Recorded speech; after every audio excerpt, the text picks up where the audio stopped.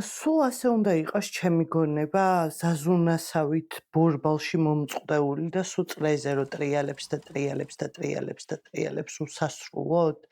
ან არ შეიძლება რომ სულ ბედნიერი ვიყო? მუდმივად ყოველდღე ბედნიერი ვიღვიძებდე, რა მოხდებოდა? ან რატომ არ მაქვს ყველა კითხვაზე პასუხი? არ შეიძლება?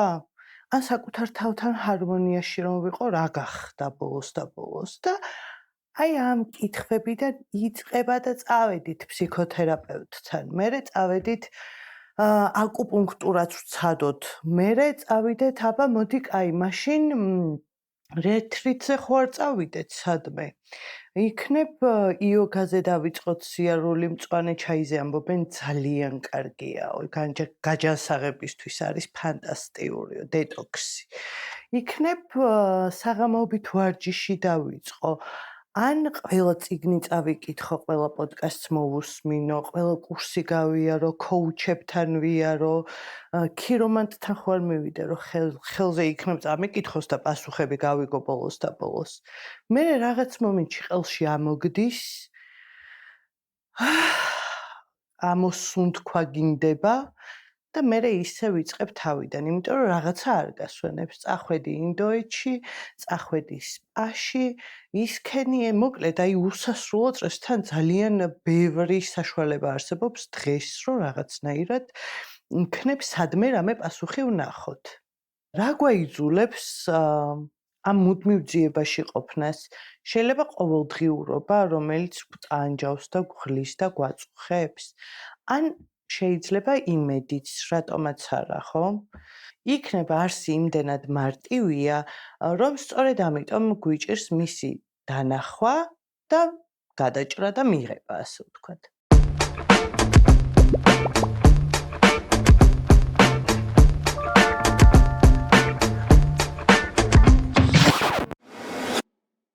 გამარჯობა, ეს არის ჩემი მე-9 ეპიზოდი. ამ ეპიზოდში ვისაუბრებთ შიშზე და მე ცოტა ყვავილივით გამოვეწყვე, რომ ამ შიშზე კი ვისაუბრებთ, მაგრამ მე არ შეგაშინოთ. ეხლა გადავიდეთ ემოციებზე კონკრეტულად, რომ რა ხდება ამ ემოციებთან გამკლავება, როგორ ხდება რა, როგორ ვუმკლავდებით ემოციებს. ერთი ამერიკელი ფსიქიატრი არის ჰაუკინსი და იმის წიგნს ვკითხულობდი და რაღაცები იქიდან ამოვიღე რა. და არსებობს თურმე 3 ემოციებთან გამკლავების ძირითადი მექანიზმი. პირველი არის ჩახშობა, მეორე არის გამოხატვა და მესამე არის გაქცევა. ეხლა გავიაროთ სათითაოდ, რომელი რას ნიშნავს. ჩახშობა მარტო არ არის, რეპრესიებიც ახლავს თან რა. და რას გულისხმობს ეს? ჩახშობა ნიშნავს, რომ ჩვენ ცნობიერად ემოციებს ვახშობთ, იმიტომ რომ მათი მიღება გვიჭირს, ანუ ამ ემოციების შეგრძნება გვიჭირს და ეგრევე ვახშობთ რა. და რეპრესიები არის ის, როცა შენ იმხელა დანაშაულის და შიშის შეგრძნება გაქვს ამ ემოციების მიმართ, რომ იქამდეც არ მიყავს რომ შეიგრძნო, ანუ იმთავითვე რეპრესიაში ამყოფებ ამ ემოციებს და იმთავითვე ჩაცხრილვას უსჯი რა. მეორე არის გამოხატვა. გამოხატვა შეიძლება იყოს ვერბალური გზით, შეიძლება იყოს სხეულის ენით და იდეაში კი ემოციები გამოიხატება, მაგრამ როგორც ჰაუკინსი იძახის, მაინც რჩება რაღაც ნაწილი და რაც რჩება ის მერე ხდება იმის ჩახშობა. მესამე არის გაქცევა და ეს არის ყურადღების გადატანა სხვა რაღაცეებზე. და ყველაზე იდეალურად ეს ადამიანებს გამოგვდის ან აზარტულ თამაშებზე, ან ალკოჰოლზე, ან ნარკოტიკზე და ან კიდევ ვორკაჰოლიზმიც ყოფილა ერთ-ერთი ყველაზე ისეთი უებარი გაქცევის საშუალება.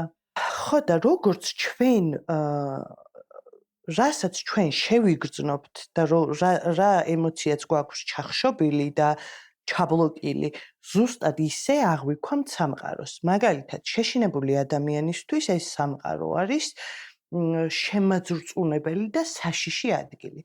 გაბრაზებული ადამიანისთვის ეს სამყარო არის სავსე ტკივილით და იმედგაცრუებით.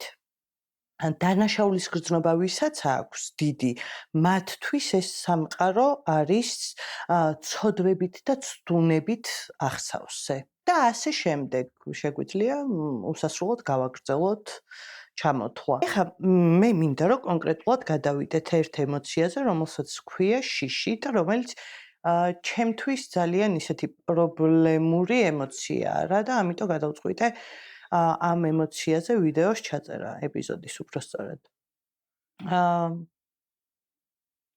შიში ყველასთვის ნაცნობი ემოციაა.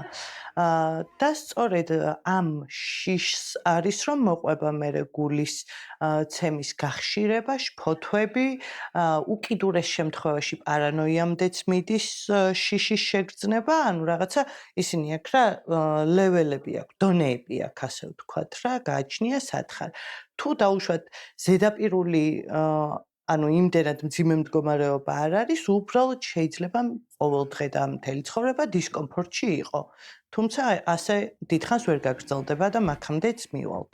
და როცა მძიმდება უკვე ეს ემოცია, შიში, ანუ და გროვდება და ეს რეზერვუარი ივსება, მე ვხდებით ფრთხილები, ვხდებით უნდობლები, თავდაცვის მექანიზმი გვაქვს უმაღლეს დონეზე გააქტიურებული, ვხდებით დაუცველები, ვხდებით ეჭვიანები და ასე შემდეგ. ანუ ძალიან ბევრ რაღაცას განაპირობებს ემოცია შიში. არსებობს მილიონი სახეობის შიში, არსებობს თვალი მებხანება, ესე არ გამოვა. შიში არსებობს ტკივილის, ტანჯვის, სიყვარულის, სიხარულის, გადაწყვეტილების მიღების, დამოუკიდებლობის შიში არსებობს, სასჯელის შიში არსებობს, ცვლილების შიში არსებობს, არსებობს ხაფანგში გაბმის შიში, არსებობს წარუმატებლობის შიში, თუ ეს უკვე ვთქვი, აღარ მახსოვს. არსებობს არმოწონების შიში, არსებობს ავტორიტეტის შიში. ჩემთვის ყველაზე ნაცნობია კონტროლის დაკარგვის შიში მაგალითად. პასუხისმგებლობის შიშიც არსებობს და ზოგადად საბოლოო ჯამში შიშის შიში. ანუ ეს შეშა საშაშია. ძალიან დიდი ძალისხმევა ჭირდება გამოთქმას, რომ შიშის შიშიც გვაქვს. მე რომ მკითხო, აი ზუსტად მანდვარ რომ რაღაც შიშები გავიაზრე რომ მაქვს და ეხლა იმის მეშინია რომ ეს შიშები მაქვს და რაღაცნაირად ეს შიშები უნდა მივიღო და ისე ანუ აღარ ვეჭიდაო ან გავექცე ან ჩავახშვა, არ ვიცი რა. სერიოზულად მუშაობ მაგაზე და რო გავიმარჯვებ, შეგატყობინებთ აუცილებლად და აუცილებლად გავიმარჯვებ, დარწმუნებული ვარ. ნუ როდესაც შიშს ვწყვეტთ, ვამჩნევთ რომ ეს უბრალოდ გრძნობაა. მაგრამ ამაზე მე თქვენ ვერ დაგელაპარაკებით, იმიტომ რომ ძალიან ბევრი შიში და შფოთვა მაქვს, ასე ვთქვათ, მიღებული, დამუშავებული და გადალახული, მაგრამ აი კონკრეტულად ერთი შიშის შიში ვერაფრით ვერ მოვიშორე ამ ეტაპისთვის. თუ გვინდა რომ გავერკვიოთ რანაირად ხდება ისე რომ შიში კიდევ უფრო აძლიერებს საკუთარ თავს, ჩვენში არსებული შიში, ცნობიერების ერთ კანონს უნდა შევეხოთ და გავიხსენოთ, რომ ის, რასაც გონებაში ვინახავთ, აუცილებლად ეძებს და პოულობს გამოვლენის გზას. ანუ მიდრეკილია გამოვლენისკენ. შესაბამისად, ნებისმიერი შიში, რომელსაც ჩვენ ვატარებთ და ვახშობთ თუ ვეჭიდავებით თუ რაც ქვია, განაპირობებს იმას, რომ მან მერე ფორმა გამონახოს, მაგალითად შფოთვებით, ანუ შიშის ფიქრებით, ესე დავარქმევდი მე. მაგრამ თან საქმე იმაშია, რომ შიში ძალიან ბუნებრივი ემოცია არის და ძალიან გავრცელებული არის ზოგადად საზოგადოებაში და ის წარმოადგენს სამყაროს დომინანტურ ემოციას და სწორედ ამიტომ არის შიშის ნიადაგზე ზოგადად ადამიანების და მასების მართვა ბევრად უფრო მარტივი, სხვათა შორის. და შიშის, იმიტომ რომ ეხლა რა ხდება აქ? შიში ჩვენს გადარჩენასთან ასოცირდება და ამიტომ მას განსაკუთრებული ადგილი უჭირავს ჩვენს გონებაში. ხო და ადამიანების უმეტესობისთვის შიში იმდენად ყოვლის მომცველი ემოციაა, რომ მთელი მათი ცხოვრება აგებულია ამ ემოციის გარშემო. და მთელი მათი ცხოვრება არის თავდაცვის მექანიზმების ერთი დიდი სისტემა. და როგორც კი ეს სისტემა იწყებს რყევებს და იწყებს რყევებს, იმიტომ რომ ჩვენ რაღაცა მოცულობის რეზერვუარი გვაქვს და ეს რეზერვუარი რომ ივსება, უკვე ეს თავდაცვის მექანიზმიც და ეს სისტემაც იშლება და ზუსტად ეს რომ იშლება ნელ-ნელა, მაქედან მერე ნელ-ნელა მოდის შფოთვითი აშლილობა, მოდის პანიკური შეტევები და ასე შემდეგ. ეხლა გადავიდეთ შფოთვაზე. შფოთვა ჩემთვის ძალიან ახლო რამეა. ანუ მე და შფოთვა ვართ ძალიან დიდი ხნის მეგობრები და ძალიან ძლიერი შფოთვითი შემოტევები და აშლილობა მქონდა მე თავის დროზე. ეხლა ვფიქრობ, რომ მეტნაკლებად მეგობრობთ და აღარ მაწუხებს ეგრე ძალიან, მაგრამ მოდი განვიხილოთ შფოთვასთან გამკლავების რა გზები არსებობს. პირველი არის გაქცევა, ანუ ყურადღების გადატანა სხვა რაღაცაზე, იგივენაირად როგორც ზოგადად ემოციებთან გამკლავება იყო. მეორე არის შფოთვის თავიდან აცილება, ანუ თუ ჩვენ მაგალითად შფოთვა გვეწყება კლინიკაში მისვლისას, აღარ მივდივართ კლინიკაში. თავიდან ვიცილებთ. თუ სიმაღლის შიში გვაქვს და სიმაღლეზე რო ავდივართ, შფოთვა გვიძლიერდება, აღარ ავდივართ სიმაღლეზე. საჯაროდ გამოსვლის შიში გვაქვს, აღარ გამოვდივართ საჯაროდ და ესე იმაშვებით რა. ჩქმავავთ, ასე ვთქვათ რა, გონია რომ კარგად ვართ. ამ დროს ის შიში არსად არ მიდის რეალურად, კარგად ესე ფესვებს იდგავს დროთა განმავლობაში უფრო და უფრო მეტად. მესამე კომპენსატორული სტრატეგიები. ანუ ეს რას ნიშნავს?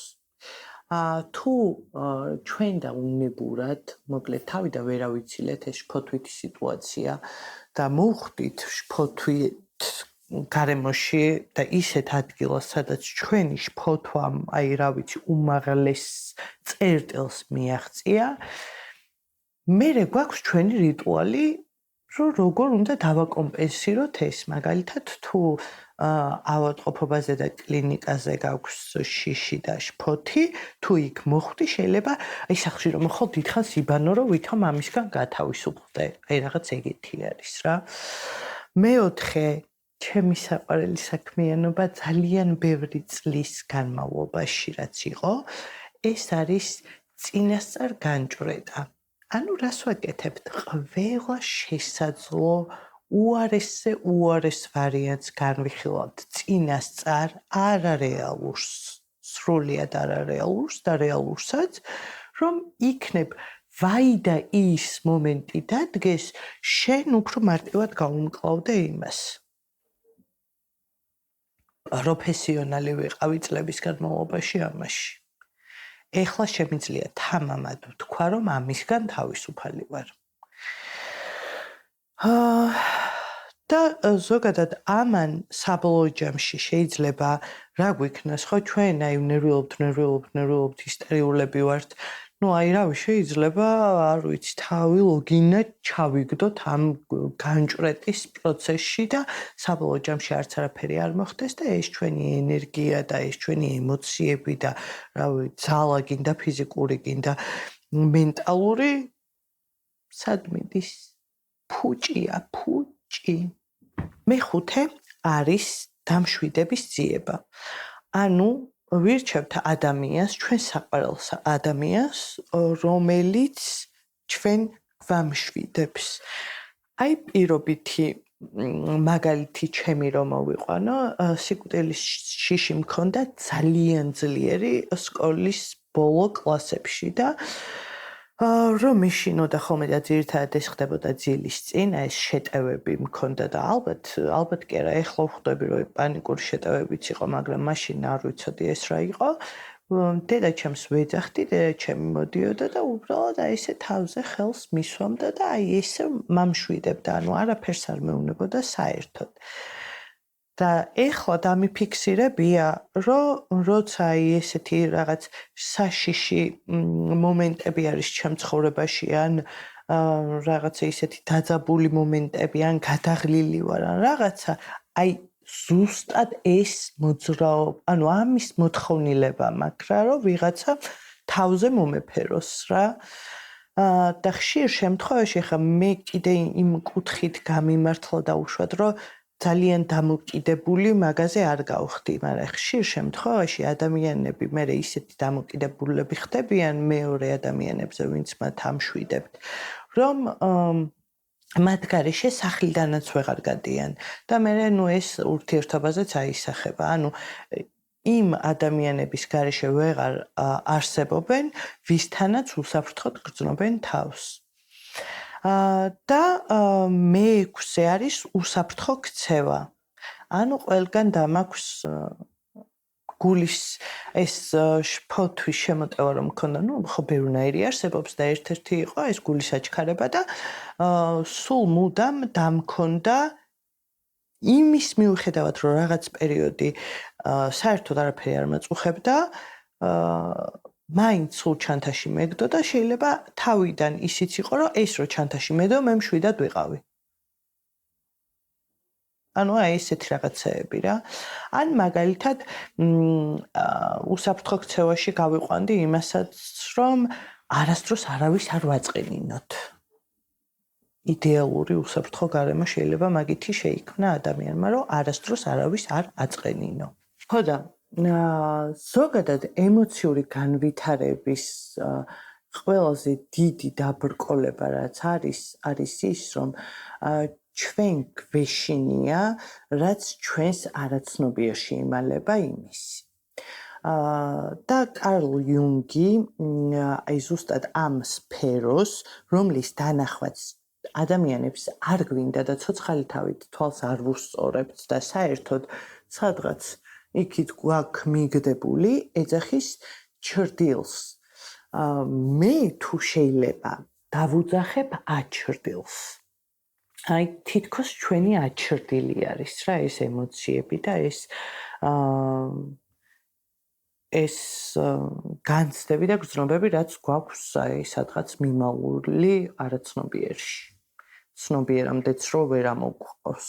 კარლ იუნგი იმას იძახდა რომ თუ ჩვენ არ ვაღიარებთ და თვალს არ გავუსწორებთ ამ ემოციებს, სახელს არ დავარქმევთ, არ გავიცნობთ კარგად და საბოლოო ჯამში ალბათ არ მივიღებთ, მანამდე ვერ გავთავისუფლდებით ამ აჩრდილებისგან. საკუთარ გონებაში არსებული შიშების გაცნობის ერთ-ერთი ყველაზე დიდი დაბრკოლება არის სხვების მოსაზრების შიში. მათი მოწონების სურვილი ჩვენში არის უზარმაზარი და ჩვენს თავებს ვაიდენტიფიცირებთ მათ შეხედულებებთან და მოსაზრებებთან. მათ შორის არიან ავტორიტეტული ფიგურები ჩვენს ცხოვრებაში. რომელიც შეიძლება იყოს შენი ან მასწავლებელი, ან მშობელი, ან მეგობარი. ამ ყველაფერს იმდენად რაღაც შევისხლხორცებთ, რომ უკვე საკუთარ აზრად გვესმის სხვების მოსაზრებები და მიდგომები და შეხედულებები. და აი მან ვიღუპებ. თუ დაიჭირეს მას. ხოდა მოკლედ ძალიან დიდი ენერგიაა თან იმისთვის საჭირო, რომ ეს ემოციები დამალო, ან ჩრდილებად რო აქციო, ძალიან დიდი ენერგიაა საჭირო. ჩვენ შეიძლება ვერც კი ვიაზრებთ, იმხელა ძალას ენერგიას ვდებთ ამაში ყოველდღიურ ცხოვრებაში რა.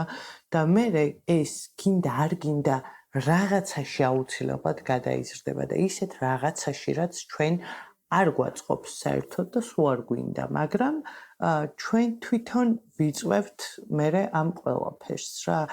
თუნდაც რომ სამყარო ცუდია, თუნდაც ის რომ მე რაღაცა დამემართა, ან ასე შემდეგ, ანუ ამ ყველაფერს ჩვენ თვითონ ვიწვევთ ხოლმე. ჩვენგან არც ერთს არ აქვს უნიკალური არაფერი საერთოდ, როცა საქმე ეხება ემოციების სიმბოლიზირებას და ზოგადად ემოციებს. ჩვენ ადამიანები მუდმივად ვატარებთ შიშს იმისა, რომ არ გამოუჩნდეთ მახინჯები, არ გამოუჩნდეთ უცოდინრები, სულელები, უსიყვარულოები არ ვიყოთ, წარუმატებლები არ ვიყოთ და ასე შემდეგ. ხო და ამას ძალიან დიდი ენერგია ჭირდება, რომ ეს შიში მუდმივად შეინარჩუნო და დამალო თან სადღაც არაცნობიერში და აქციო აჩრდილად. საბოლოო ჯამში ამ ყველაფრის შედეგად ენერგიის გამოფიტვა ხდება. ემოციურ დონეზე ეს გამოიხატება როგორც სიყვარულის უნარის დაკარგვა, დათრგუნვა, უпростоრად. და მე ეს კიდევ უფრო ამძლავრებს შიშს. ანუ იდეაში ჩვენ ვეჭიდავებით, მალავთ ვახშობთ, რა ვიცი, გადავაგდებთ, გადმოვაგდებთ, ოღონდ ეგ არ გქონდეს და ამასობაში ჩვენ და უნებურად უარეს და უარეს ვაკეთებთ რა. ამას თქვენ მარტო არ გეუბნებით, ჩემ თავსაც ვეუბნები ახლა. რო იქნებ დავიდეს. ხო და როგორც სიყვარული იზიდავს სიყვარულს, ისე ზუსტად შიში იზიდავს შიშს. და რაც უფრო მეტ შიშს ვინარჩუნებთ, უფრო მეტს ვიზიდავთ, როგორც წერან გითხარით, ანუ აი ყველაფერი რაღაცნაირად მარტივად თითქოს ესე ჯაჭვივით არის გადაბმული ერთმანეთზე და რა მარტივია ხო, ესე ადგე და მოიშორო ხო და არ ვიცი როგორ ეს კარლ იუნგის არის shadow work-ით, ზუსტად მაგას ემსახურება, რომ ჩვენ თვალი გავუსწოროთ ამ ჩვენს ემოციებს. ვაღიაროთ და მივიღოთ ის. და ეს რაღაცა ისინი არის სავარჯიშოები არსებობს ყოველდღიურად, რაც შეგიძლია რომ გააკეთო და უშოთ ან არ ვიცი. ხო და რა პარადოქსულია, რომ ჩვენ ვიცით, რომ ეს სრულიად აზიანებს ჩვენს ურთიერთობებს, ჯანმრთელობას და ბედნიერებას, ანუ ყველაფერს, რაც ჩვენთვის მნიშვნელოვანია და მაინც ამისგან ვერ თავისუფლდებით და აი ესე გეგონება ეს ჩაფაუჭებული გაქვს და არსად არ უშვებ შიშს. და რატომ ვიქცევით ეს? აი თქვენი აზრი დაწერეთ დაბლა კომენტარებში. ჩვენ გვაქვს არაცნობიერი ფანტაზია, რომ შიში გვაცოცხლებს, რომ შიში თუ მოვიშორეთ, ვერ გადავრჩებით და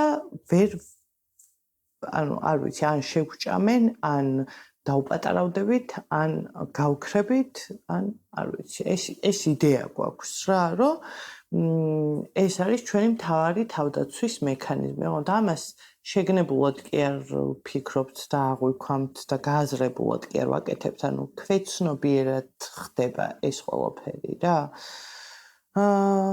სინამდვილეში კიდევ თურმე სიმართლე საპირისპიროა და მე იდეაში ჩემი გამოცდილებით შემიძლია ეს დავადასტურო იმ კუთხით, რომ ძალიან ბევრი პატარ-პატარა შიში მოშორებული მაქვს და ფოთოებიც მეტწილად უდიდესწილად მოშორებული მაქვს და მართლა სხვანაირია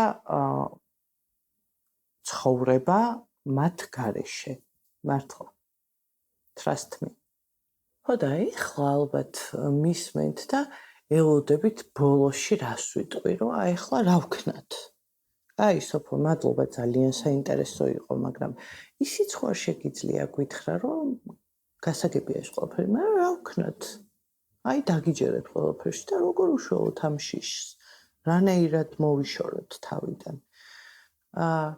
ჯერჯერობით ამ ეტაპზე პროფესიონალი არ ვარ და დიდად რამე განსაკუთრებულ რჩევებს ვერ მოგცემთ, თუ მართლა გულწრფელად გინდათ, რომ რაღაც ემოციებისგან ჩახშობილი და ჩაბლოკილი, ჩაპრესილი ემოციებისგან განთავისუფლდეთ, ძალიან ბევრი ხერხი არსებობს ამისი და შეგიძლიათ ხვალიდანვე შეუდგეთ საქმეს, დამიჯერეთ, რომ ამაზე კარგს ვერაფერს ვერ გავუკეთებთ თქვენ თავს. და მე აქედან ჩემი მხრიდან ერთ პატარა რაღაცა შემოგთავაზებთ, რაც მეც ახლა გავიგე და ძალიან მომეწონა და მინდა რომ მე თვითონაც ვცადო. ისეთ უწყინარი რჩევა არის. იგივე დამცავი ზომების მიღება შეგვიძლია სიყვარულით და არა შიშით. ანუ ეს რას გულისხმობს? მაგალითად, მართო უსაფრთხოდ არა იმიტომ, რომ შეიძლება უბედური შემთხვევა მოხდეს და ამისი გვეშინია. ანუ შიშით კი არ გავაკეთოთ ეს გავაკეთოთ იმიტომ, რომ ჩვენს თავზე და ჩვენს საყვარელ ადამიანებზე და უბრალოდ ადამიანის სიცოცხლეზე ვზრუნავთ, ანუ სიყვარულით გავაკეთოთ ეს.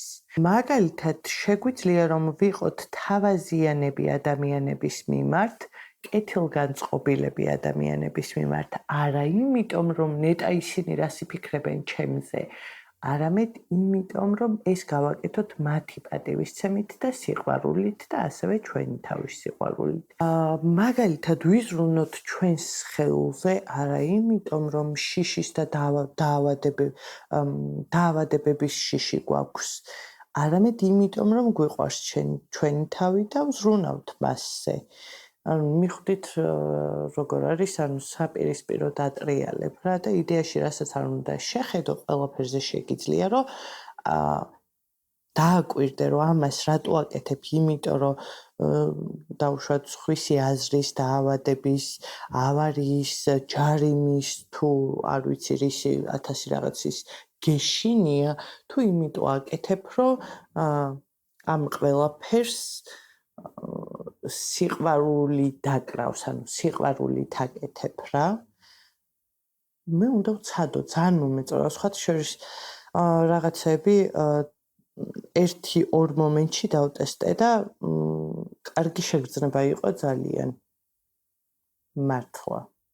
შედეგს რას გამოიღებს, არ ვიცი. და ალბათ გამოიღებს, მაგრამ ხო, ძალიან საინტერესო და კაი რამეა. მოკლედ, მეგობრებო, მადლობა რომ ჩემთან იყავით დღესაც. მე 2 კვირაში დაგიბრუნდებით. თუ ეს საქმიანობა სამსახურს ჩამინაცვლებს, მაშინ კვირაში ერთხელ შემიძლია გავაგრძელო, მაგრამ ესე უბრალოდ ფიზიკურად ვერ ვასწრებ და ძალიან ვიღლები, ძალიან დიდი ენერგია მეაქვს ყველანაირი და ამიტომ გადავწყვიტა, რომ 2 კვირაში ერთხელ დავდო ხოლმე ეპიზოდები. თქვენ თუ გინდათ და სურვილი გაქვთ, რომ უფრო ხშირად გადავიღო და мотивация ამიმაღლდეს, ასე ვთქვათ, და მეტი ინტერესი გამოიწვიოს ჩემმა პოდკასტმა სპონსორების კუთხითაც, ძალიან მნიშვნელოვანია, რომ დამასაბსქრაიბოთ, დამილაიქოთ და დამიკომენტაროთ ხოლმე. ძალიან დიდი მადლობა ჩემს გვერდში ყოფნისთვის და შევხვდებით 2 კვირაში, ორშაბათს 9 საათზე. ნახვამდის.